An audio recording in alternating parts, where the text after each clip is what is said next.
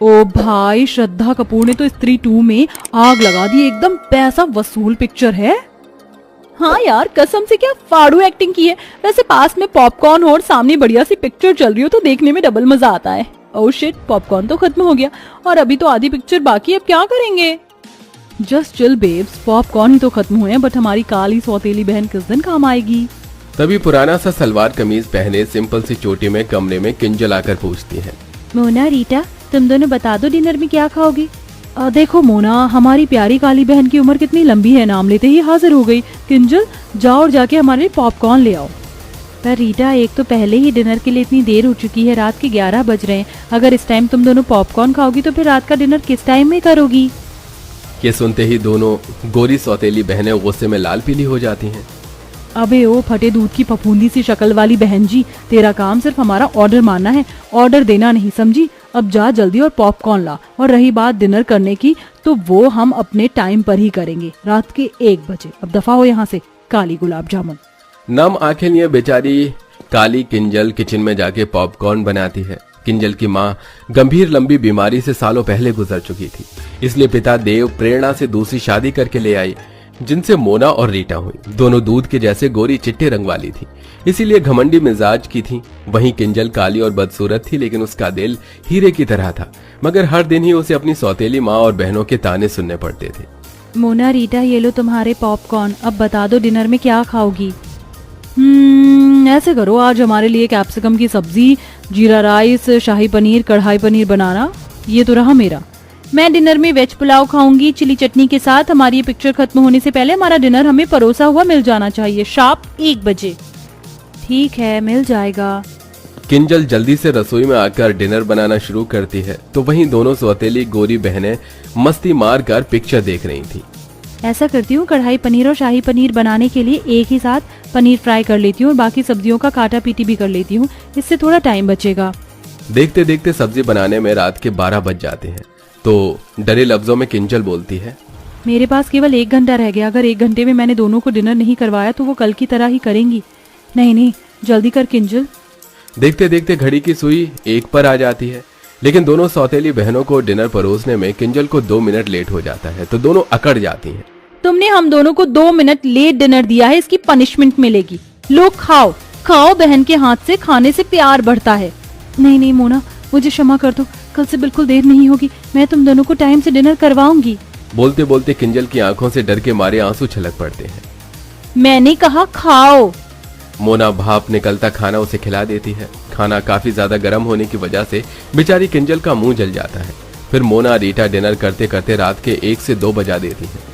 किंजल झूठी प्लेट उठाकर किचन में आ जाती है और बिलख बिलख कर रोने लगती है। हे भगवान, तूने मुझे कैसी जिंदगी दे दी है, अपने घर में मैं नौकरानी हूँ। रोते रोते वो किचन में ही चटाई डालकर सो जाती है। तभी सुबह के 5 बजते माँ प्रेरणा किचन में धमक पड़ती है और लात मारकर जगाती है। अरे ओ काली कलूटन, चलो जल्दी से। लेकिन जब किंजल नहीं जागती तो मोना रीटा भरी बाल्टी का पानी डाल देती हैं, जिससे वो घबरा कर उठ जाती है। हे भगवान जी, ये मुझ पर पानी किसने डाला? ये शुभ काम हमने किया है। मोना, रीटा, ये क्या बदसलूकी है, किसी सोते हुए इंसान के साथ इस तरह से पेश आना, जबकि तुम दोनों ने देखा था कि रात को मैंने तुम दोनों को 1 बजे डिनर करवाया था। उसके बाद सोते सोते मुझे 2-3 बज गए थे। ये सुनते ही प्रेरणा अपनी गोरी सुंदर बेटियों की साइड लेते हुए बोलती है, अरे ओ कोयला खादान, मैं देख रही हूँ कि तेरी ये कैची जैसी काली जुबान कुछ ज्यादा ही चलने लगी है। उठ और नाश्ता बना, समझ गई? जी माँ। आधी अधूरी नींद में ही बेचारी किंजल उन्हें नाश्ता करवाती है और फिर पूरे घर में झाड़ू पोछा लगाती है। तभी पिता देव घर लौट आता है, तो दोनों सौतेली बहनों की शक्लें बन जाती हैं। आगे पिताजी, अब शुरू हो जाएगा दोनों बाप बेटी का मेलो ड्रामा। किंजल बेटी, तू क्यों पोछा लगा रही है? काम वाली नहीं आई है क्या? वो पापा। तभी बात काटती हुई प्रेरणा बीच में बोलती है, अरे देव जी, वो आज ना तुलसी की तबीयत ढीली हो गई थी, इसलिए आई नहीं। मैंने तो बोला था किंजल को कि मैं कर लूंगी, ला दे मेरी बच्ची, तू नाश्ता कर। वैसे आप ऐसे अचानक से कैसे आ गए? कोई खबर भी नहीं दी, ना कोई फोन कॉल किया। वो 1-2 दिन की छुट्टियां मिली थी, इसलिए चला आया किंजल को देखने। पापा, आपको तो किंजल दीदी के अलावा हम दोनों दिखते नहीं, थोड़ा प्यार हमें भी दे दीजिए। आफ्टर ऑल हम आपकी बेटी हैं। हाँ जानता हूँ। देव अक्सर काम के सिलसिले में महीने महीने बाहर रहता था, इसलिए उसे इस बात की कानों कान खबर नहीं थी कि उसकी दोनों सौतेली बेटियों ने किंजल को नौकर बनाकर रखा था। वो हर महीने खाना बनाने वाली और 3 टाइम के बर्तन मांजने वाली के पैसे भिजवाता, जिसे प्रेरणा बेटियों में उड़ा देती थी। लगभग 2 दिन बाद देव वापस लौट गया और फिर से सब वही शुरू हो गया। इसी तरह दिन गुजरने लगे और अब किंजल के कॉलेज के फाइनल वर्ष की परीक्षा शुरू होने वाली थी। इसलिए वो अपनी दोनों सौतेली बहनों के पास आकर बोलती है, मोना रीटा, आज से तुम दोनों डिनर 9-10 बजे तक कर लेना प्लीज।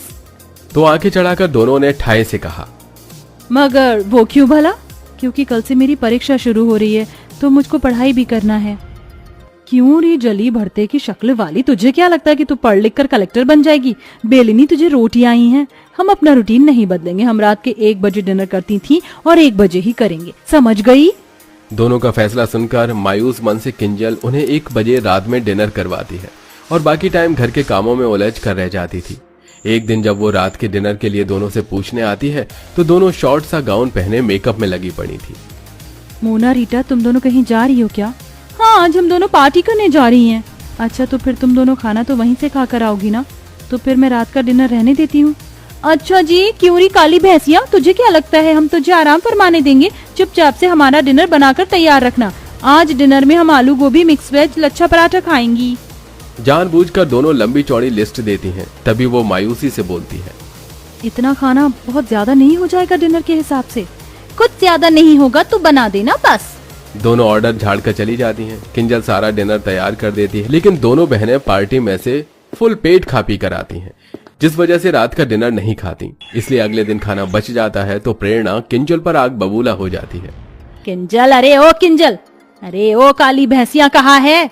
किंजल डरते हुए प्रेरणा के आगे हाजिर होती है। जी माँ, बुलाया आपने? क्यों री, ये सब क्या है? रात को क्या पूरे मोहल्ले को दावत करवानी थी? कितना खाना बनाया था जो सारा बच गया। ये भरे पतीले के पुलाव, पता है ये चावल कितने महंगे आते हैं? और तू मजे से बना बना कर फेंक रही है। माँ, मेरी इसमें कोई गलती नहीं है। मोना और रीटा ने कहा था बनाने को और दोनों कल बाहर से ही खाकर आई थी तो डिनर नहीं किया। ये सुनकर दोनों सौतेली बहन शातिर तरीके से सारी बात उस बेचारी पर ही थोप देती हैं। ओह, कितनी झूठी और मक्कार है ये। माँ कसम से हमने तो बोला भी नहीं था डिनर बनाने को, अपने मन से बनाया। ये सुनकर प्रेरणा किंजल को बहुत पीटती है। माँ, मत मारो ना माँ। बहुत चर्बी बढ़ गई है तुझको शाही पकवान खाकर। आज से तेरा खाना बंद, अब केवल तुझको सूखी रोटी मिलेगी बस। इस तरह गलती न होने के बाद भी अब किंजल सारा दिन किसी कोल्हू के बैल की तरह काम करती और दोनों सौतेली बहनों को उनके मन मुताबिक रात के 1 बजे डिनर करवाती, जिससे उसका शरीर बहुत ही कमजोर पड़ जाता है। अरे ओ बहन जी, ये कैसी काली दाल बनाई है तूने, अपनी सूरत के जैसी। अब कौन खाएगा इसको? सब्जी भी एकदम बीमारों वाली बनाई है। रुक जा तू। गुस्से में मोना उसके बाल पकड़ लेती है, जिससे वो चक्कर खाकर बेहोश हो जाती है। उसी टाइम आधी रात को पिता देव घर लौट आता है और बेटी की बिगड़ी हालत देखकर आपा खो देता है। किंजल बिटिया उठना, आखिर तुम दोनों ने क्या किया है इसके साथ? देव डॉक्टर को बुलाता है, जहां एक तरफ डॉक्टर उसकी जांच पड़ताल करते हैं तो वहीं दोनों सौतेली बहनों की आंत सूखी जा रही थी। देखिए, इनके शरीर में बहुत सारे पोषक तत्वों की कमी है। इन्होंने काफी दिन से सही ढंग से खाया पिया नहीं है और इन्हें नींद की भी शिकायत है। इनको भरपूर नींद और अच्छे खान पान की जरूरत है। तभी किंजल को होश आ जाता है। दोनों बहनों को पसीने छूटने लगते हैं।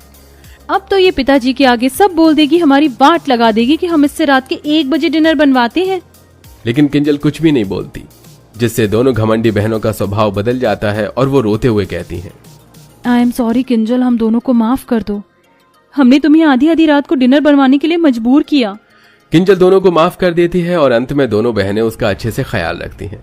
साथ ही उनकी बुरी लत जो रात के 1 बजे डिनर करने की थी वो भी खत्म हो जाती है। तो देखा दर्शकों आपने, अच्छे स्वभाव से हम किसी का भी दिल जीत सकते हैं, जैसा कि हमारी स्टोरी की काली बहन ने अपने अच्छे स्वभाव से अपनी दोनों खूबसूरत घमंडी बहनों का दिल जीत लिया। तो दोस्तों, आपके हिसाब से रात का डिनर करने का सही टाइम क्या होना चाहिए? कमेंट बॉक्स में जरूर बताइएगा। साथ ही आपको हमारी ये कहानी कैसी लगी हमें ये भी बताइए।